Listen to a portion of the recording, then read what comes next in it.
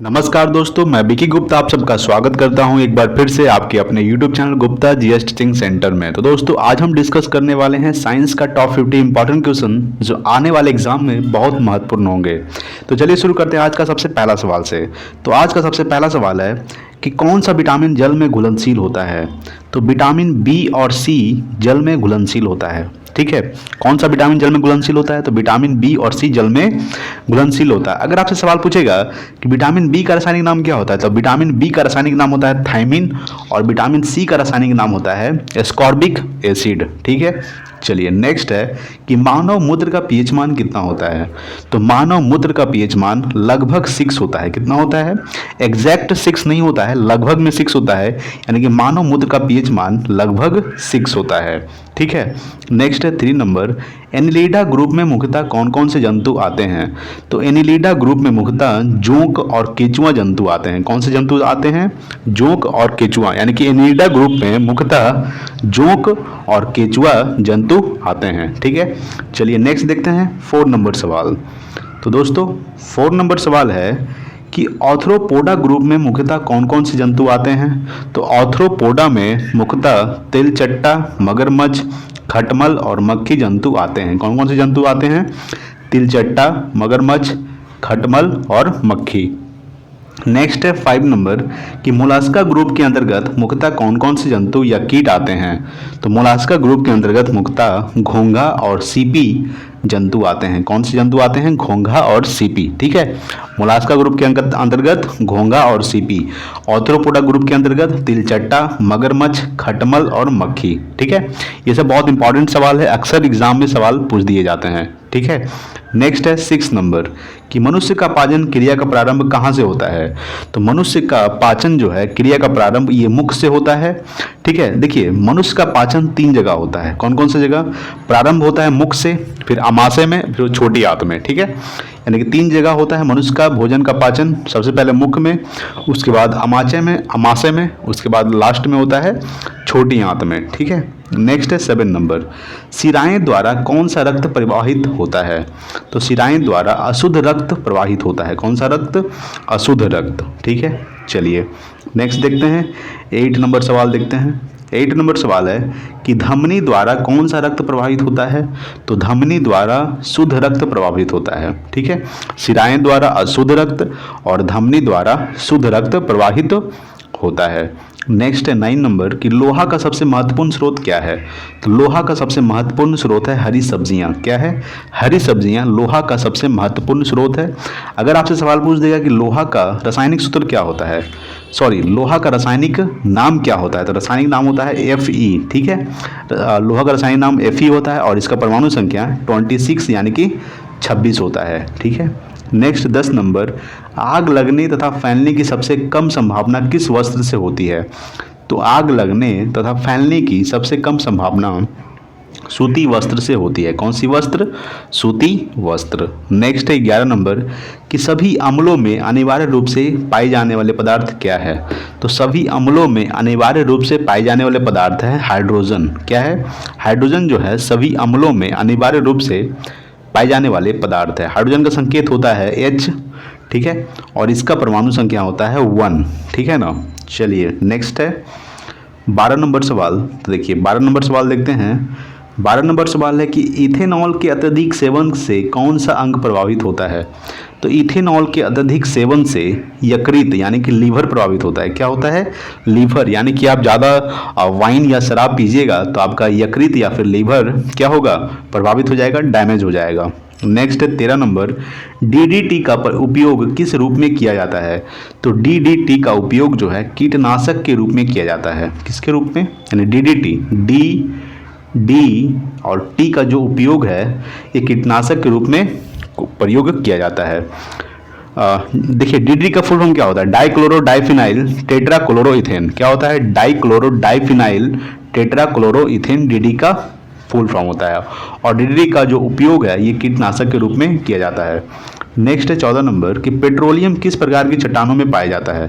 तो पेट्रोलियम जो है अवसादी चट्टानों में पाया जाता है। किस चट्टानों में? यानी कि पेट्रोलियम अवसादी चट्टानों में पाया जाता है। नेक्स्ट है 15 नंबर गुब्बारे में कौन सी गैस भरी जाती है? तो गुब्बारे में हीलियम गैस भरी जाती है। कौन सी गैस? यानी कि गुब्बारे में हीलियम गैस भरी जाती है और हीलियम का संकेत होता है He और इसका परमाणु संख्या 2 होता है। देखिए हीलियम एक अक्रिय गैस है, ठीक है। कौन सी गैस है? अक्रिय गैस। अक्रिय गैस कितने होते हैं? तो अक्रिय गैस 6 होते हैं। कौन कौन? Helium, neon, argon, krypton, radon, xenon. Helium, neon, argon, krypton, radon, xenon निष्क्रिय गैस होते हैं, जो निष्क्रिय गैस 6 होते हैं, ठीक है। यानी कि गुब्बारे में कौन सी गैस भरी जाती है? हीलियम। हीलियम का संकेत He, ठीक है, और इसका परमाणु संख्या 2 होता है। नेक्स्ट देखते हैं 16 नंबर सवाल। 16 नंबर सवाल है कि अशुद्ध सोना कितने कैरेट का होता है? तो शुद्ध सोना जो है ये 24 कैरेट का होता है। शुद्ध सोना कितने कैरेट का होता है? तो शुद्ध सोना 24 कैरेट का होता है। नेक्स्ट है 17 नंबर। सीने बार किसका अयस्क है? तो सीने बार पारा का अयस्क है। पारा का संकेत होता है Hg, ठीक है। सीने बार किसका अयस्क है? पारा का। पारा का संकेत क्या होता है? Hg, ठीक है।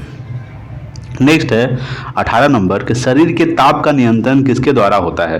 तो शरीर के ताप का नियंत्रण हाइपोथैलेमस के द्वारा होता है। किसके द्वारा? यानी कि शरीर के ताप का जो नियंत्रण है ये हाइपोथैलेमस के द्वारा होता है। नेक्स्ट है 19 नंबर कि लाल अस्थि मज्जा में किसका निर्माण होता है? तो लाल रक्त कणिकाओं का निर्माण होता है, ठीक है। लाल अस्थि मज्जा में लाल रक्त कणिकाओं का निर्माण होता है। जो भी हम आपको सवाल करवा रहे हैं बहुत इंपॉर्टेंट सवाल है, ठीक है। एक एक सवाल आपके लिए इंपॉर्टेंट है, ठीक है। नेक्स्ट है 20 नंबर सवाल कि दमा, जिसको हम अस्थमा बोलते हैं, नामक रोग किससे होता है? ये कवक द्वारा होता है, ठीक है। देखिए दमा, जिसको हम लोग इंग्लिश में अस्थमा बोलते हैं, ये नमक रोग जो है ये कवक के द्वारा होता है। नेक्स्ट है 21 नंबर, एथलीट फुट नामक रोग किससे होता है? ये भी कवक के द्वारा होता है। एथलीट फुट नामक जो रोग है ये भी कवक के द्वारा होता है। नेक्स्ट है 22 नंबर, BCG का फुल फॉर्म क्या होता है? तो बैसिलस क्लिमेट ग्यूरिन। क्या होता है? बैसिलस क्लिमेट ग्यूरिन जो है BCG का फुल फॉर्म होता है, ठीक है। नेक्स्ट है 23 नंबर कि सूत्र कणिका को अन्य और किस नाम से जाना जाता है? तो माइटोकॉन्ड्रिया, ठीक है।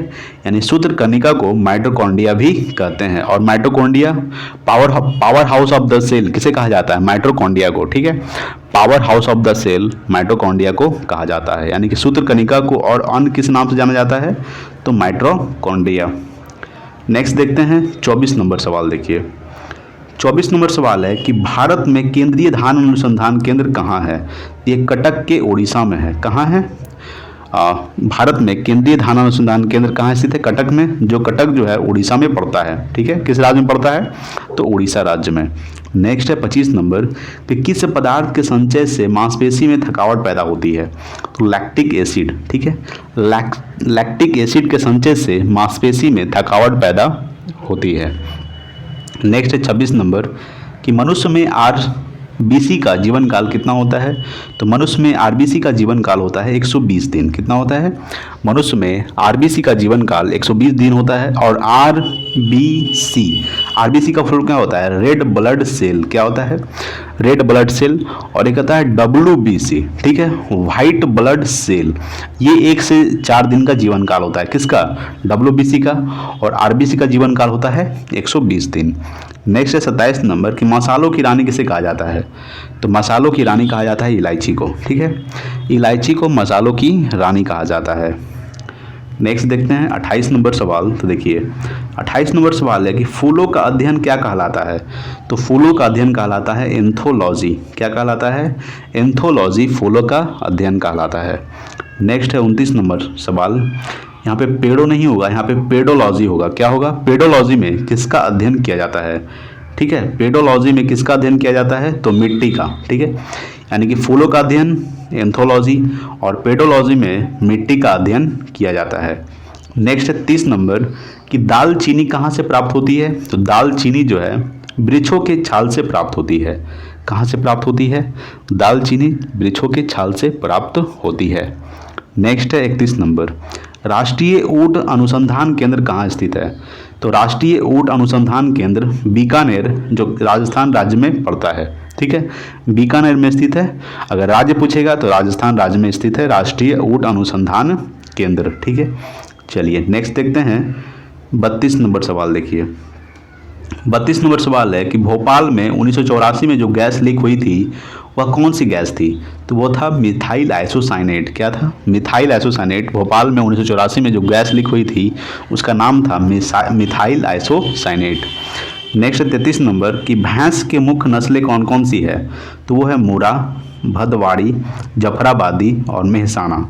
यानी कि भैंस के मुख्य नस्लें हैं मुर्रा, भदवाड़ी, जफराबादी और मेहसाना। ठीक है। नेक्स्ट है 34 नंबर, केंद्रीय बकरी अनुसंधान संस्थान की स्थापना कहाँ की गई थी? तो केंद्रीय बकरी अनुसंधान संस्थान की स्थापना उत्तर प्रदेश के मथुरा के पास मखदुम में हुई थी। कहाँ हुई थी? उत्तर प्रदेश के मथुरा के पास मखदुम में केंद्रीय बकरी अनुसंधान संस्थान की स्थापना की गई थी। नेक्स्ट है 35 नंबर कि मरुस्थल में उगने वाले पौधे को क्या कहलाते हैं? तो मरुस्थल में उगने वाले पौधे मरुद्भिद कहलाते हैं। क्या कहलाते हैं? मरुद्भिद मरुस्थल में उगने वाले पौधे कहलाते हैं। ठीक है। चलिए नेक्स्ट देखते हैं 36 नंबर सवाल। देखिए 36 नंबर सवाल क्या बोल रहा है कि पश्मीना बकरी किस नस्ल से प्राप्त होती है? तो पश्मीना बकरी जो है ये चंगथंगी एक नस्ल होती है। ठीक है। चंगथंगी एक नस्ल है जो पश्मीना बकरी प्राप्त किया जाता है। नेक्स्ट है 37 नंबर, दूध से दही के रूप में जमने का क्या कारण है? तो दूध से दही के जमने के रूप में कारण है लैक्टोबैसिलस। यानी लैक्टोबैसिलस के कारण दूध से दही के रूप में जम जाता है। नेक्स्ट है 38 नंबर कि विषाणु में क्या होता है? तो विषाणु में न्यूक्लिक एसिड और प्रोटीन होता है। क्या होता है? न्यूक्लिक एसिड और प्रोटीन होता है विषाणु में। ठीक है। नेक्स्ट है 39 नंबर, किसी वृक्ष की आयु कैसे प्राप्त की जाती है? तो भी किसी भी वृक्ष की आयु जो है वलियों को गिनकर उसकी आयु प्राप्त की जाती है। ठीक है। वलियों को गिनकर किसी भी वृक्ष की आयु प्राप्त की जाती है। नेक्स्ट देखते हैं 40 नंबर सवाल है कि किस वैज्ञानिक को आनुवंशिकी का पिता कहा जाता है? तो ग्रेगर मेंडल को। ठीक है। ग्रेगर मेंडल को आनुवंशिकी का पिता कहा जाता है। नेक्स्ट है 41 नंबर, किसी बच्चे का लिंग निर्धारण किससे होता है? तो पिता के गुणसूत्रों से किसी भी बच्चे का लिंग निर्धारण होता है। ठीक है। किसके गुणसूत्रों से? तो पिता के गुणसूत्रों से बच्चे का लिंग निर्धारण किया जाता है। नेक्स्ट 42 नंबर कि मनुष्य में गुणसूत्रों की संख्या कितनी होती है? तो मनुष्य में गुणसूत्रों की संख्या 46 होती है। कितनी होती है? 46 यानी कि 46। नेक्स्ट 43 नंबर, निषेचन सामान्यतः कहाँ होता है? तो डिब वाहिनी नली यानी कि फैलोपियन ट्यूब में निषेचन की क्रिया होती है। ठीक है।